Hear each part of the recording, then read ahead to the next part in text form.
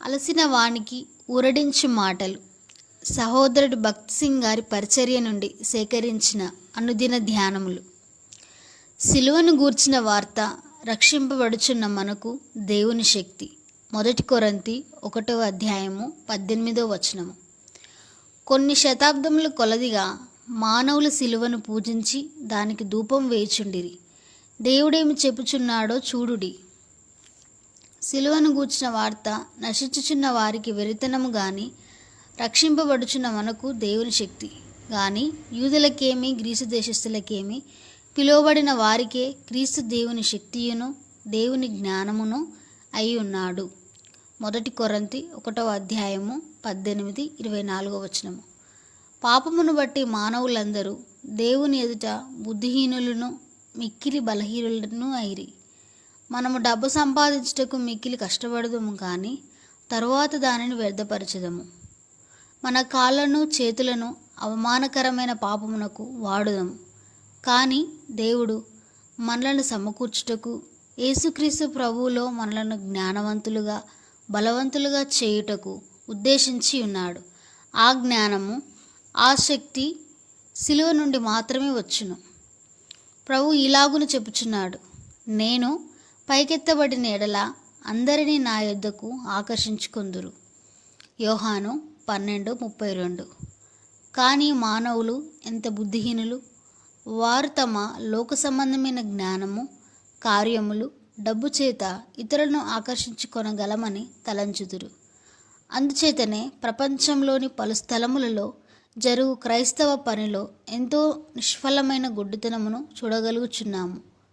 కానీ ఎవరైతే సిలువను స్వీకరించి సిలువ అనుభవం ద్వారా వచ్చిరో వారందరూ సంపూర్ణంగా మార్పు చెందిరి మరియు క్రీస్తు స్వరూపంలోనికి వచ్చు వరకు మార్పు చెందుచునే ఎందురు. నీ జీవితంలో సిలువ కార్యము అంత సులభముగా జరగదు. అది కేవలము పరిశుద్ధాత్మ చేతనే జరుగును.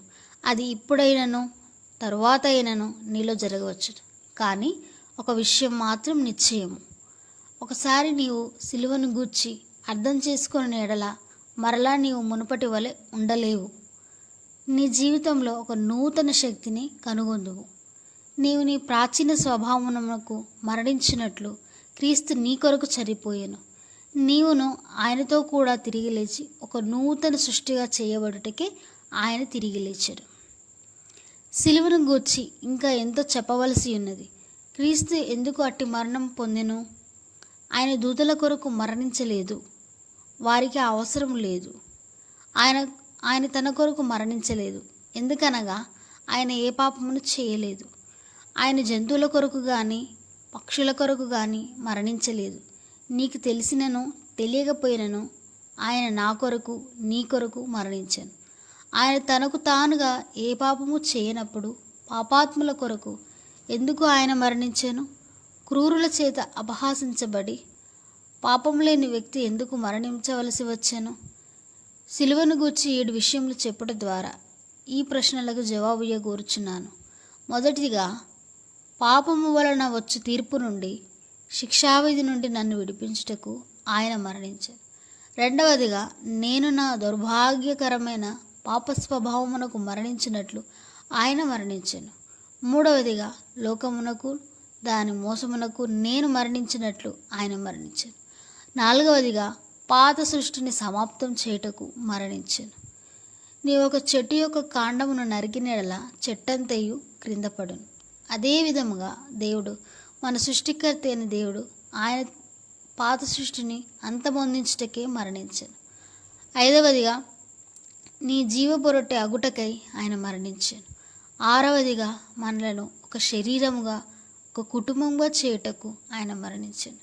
ఏడవదిగా, ఆయన మనలను సంపూర్ణంగా తన వలె నూతనంగా చేయుటకు మరణించాను. ఈ సత్యములు మనకు స్పష్టమైన ఎడల మనం విశ్వాసముతో యేసుక్రీస్తు సిలువ వైపు చూసిన ఎడల మనము నూతన జీవమును పొందగలము.